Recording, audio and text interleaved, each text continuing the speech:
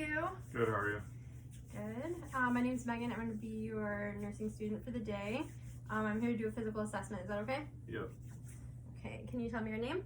Josh Martin. And your date of birth? 3/3/92. All right. And how are you feeling today? Okay, I just have a little bit of a sore throat. Oh, you are having a little bit of pain? Yeah. Okay. What are you doing that's making that pain worse? Like acid reflux, so poor diet, like acidic food, drinking spicy foods, Okay. eating before bed. How does the pain feel? Is it sharp, burning, stabbing? Burning. Burning.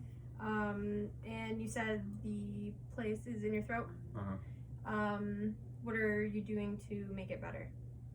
Trying to fix my diet and not eat right before I go to bed and sleep elevated. Okay. And how bad is your pain? On a scale of 0 to 10, 10 being the worst. Like a 4 or 5. Okay. And the timing of the pain, is it worse in the morning, midday, night? Probably in the morning. Okay. And when you're at home, what are you doing to make it better besides taking your medication? Trying not to eat before bed and eat a better diet. Okay. All right. Patient's mood is calm. Gait is straight and upright. He's responsive and cooperative when I'm asking questions. Are you allergic to anything like latex? No. All right, I'm gonna put on gloves. And do you know where you're at? The hospital. Okay, and who's the president? Donald Trump. And do you know what season it is? Spring. And what did I tell you I was here to do? Assessment. Okay, patient is ANO times 4. So are you having any pain in your head? No. Okay, so my gloves are on. I'm gonna look at the hair. The hair is evenly distributed and is well groomed and clean. Do you have any pain in your head now? No. Okay. I don't see any lesions, lumps, bumps, no signs of any infestations, lice. Are your ears in any pain? No. Any pain now? No. Okay. No drainage from the ears. No drainage from the right or left ear. One piercing in the left, one piercing in the right ear. Ears are equal bilaterally. Any pain in your nose? No. Any pain now? No. In here. Mucous membranes are pink. No drainage from the nose. The nose is midline to the face. I'm gonna measure the pupils. Look at me. Pupils are 4 millimeters on the left and 4 millimeters on the right. Just look at me.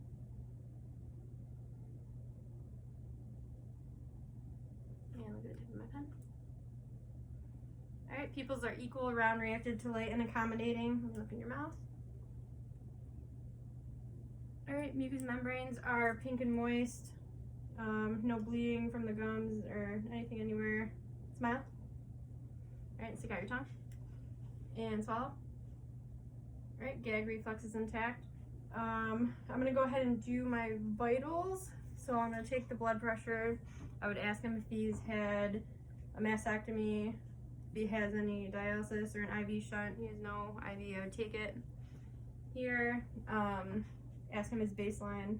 Normal is less than 120 over 80. Then I'm going to feel the radial. So I'm gonna, right here, I'm gonna count that for 30 seconds, multiply by 2. Normal is 60 to 100. I'm going to assess the respiratory rate. 12 to 20 is normal. I do that, count for 30 seconds and times by 2.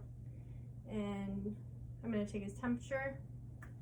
Normal is 36 to 37 degrees Celsius, and then I'm going to do the SpO2. Normal is 95 to 100.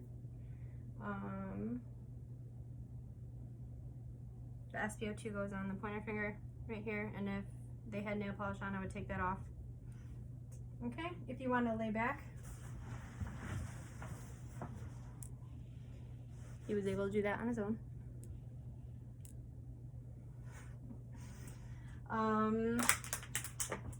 So I'm going to feel the carotid pulse on both sides, one at a time. Both are equal bilaterally, +2. I'm going to listen to rule out the presence of any bruise. So hold your breath when you feel the bell of my stethoscope.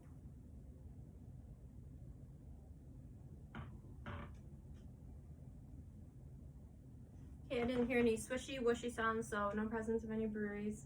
The jugular veins are not distended, so no signs of JVD. And that's good for the head. Are you having any pain in your upper extremities, your arms? No. Any pain now, specifically at the joints? No. Okay, upper extremities are warm and dry to the touch. The temperature is equal bilaterally. Brachial pulse, I'm going to assess that. Make sure they're equal bilaterally. +2. And then I already did the radial. I'm going to look at his hands and assess the capillary refill. I'm going to squeeze on the nail bed and make sure the blood is returned in less than 3 seconds.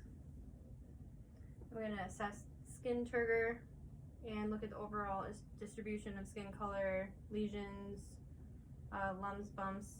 None of that is present. I'm going to look at his chest and make sure the skin is evenly distributed, no lesions, lumps, bumps. Skin is warm and dry. I can also check skin turgor there. I'm going to listen to his heart sounds with the diaphragm, and I'm going to wipe this off with an alcohol swab. So I'm going to feel for the second intercostal space right of the sternal border. S1, S2 sounds are present. I'm going to feel on this side, second intercostal space left of the sternal border. First one is aortic, second one is pulmonic. Third intercostal space left of the sternal border is second pulmonic. S1, S2 present. Fourth intercostal space left of the sternal border is tricuspid valve. S1, S2 is present. Fifth intercostal space, mid-clavicular line, is the mitral valve. S1, S2 is present. That's also the apical pulse, point of maximum impulse. I would count the beats for 1 full minute. 60 to 100 is normal.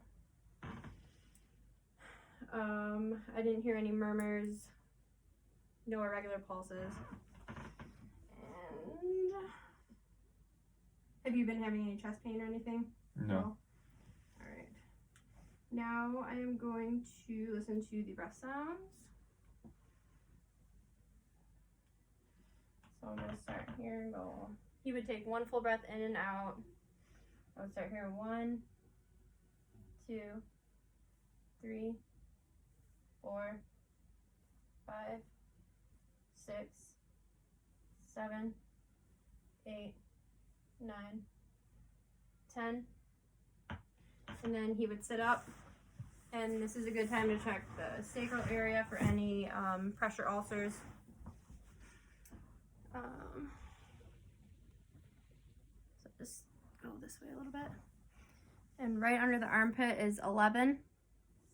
And then 12 on the other side.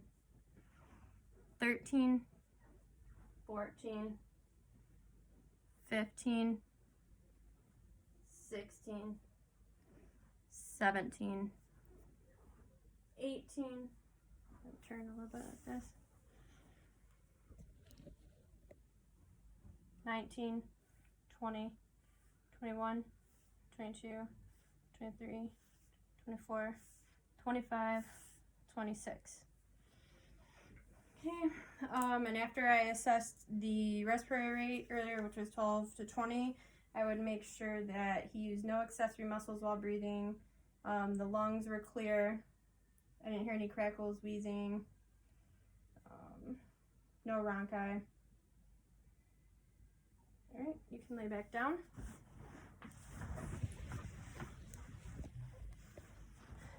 And now, I would assess his abdomen. So I'm going to start at the lower right quadrant and then move this way, the way that the colon ascends and descends. I'm going to listen. If I don't hear any motility inside his abdomen, I would listen for 5 whole minutes. If I don't hear any then you would call the doctor. So I'm listening down here. Hold on, Bubba. I would listen down here in the lower right quadrant, upper right quadrant, upper left quadrant, lower left quadrant. Just 1 second, Bubba. So each quadrant I heard bell sounds. Hold on 1 second. Okay, in a minute, Bubba. You gotta be quiet. I understand. Okay, and can you tell me when your last bowel movement was? Earlier today. Okay, I and was just, it's fine. Are you passing gas? yeah. And Have him come in here and sit down. come in here. You gotta be quiet. Mama's busy. Sit right there. Sit down, Bubba. Let her finish, then we'll give you the orange. And are you passing gas? Yes. Okay, and so I inspected the abdomen, I auscultated the abdomen, I asked him if he's having any pain in the abdomen, and now I'm going to palpate. Are you having any pain? No. Alright, the abdomen is soft and non-tender. It's evenly distributed.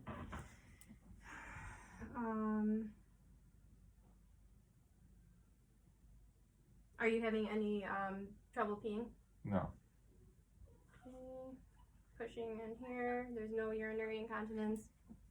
Are you having any pain in your legs? No. Any pain now? No. Okay. The skin is warm and dry to the touch. No lesions, lumps, bumps. The temperature is even in both legs. I could check skin trigger here. I'm checking for edema. No edema. Right here, no edema. And then I'm going to assess strength. So pull, push, and grab my fingers. Okay, strength is +2 in the upper extremities. Push, pull. Strength is +2 in the lower extremities and equal bilaterally on the upper and lower.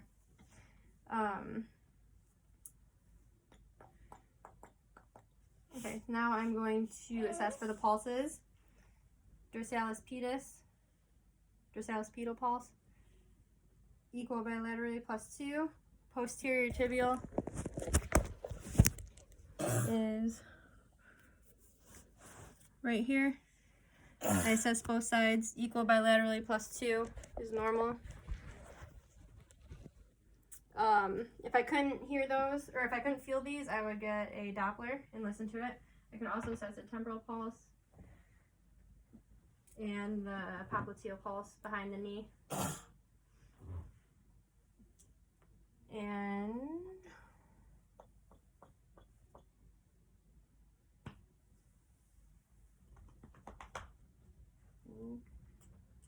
we're good.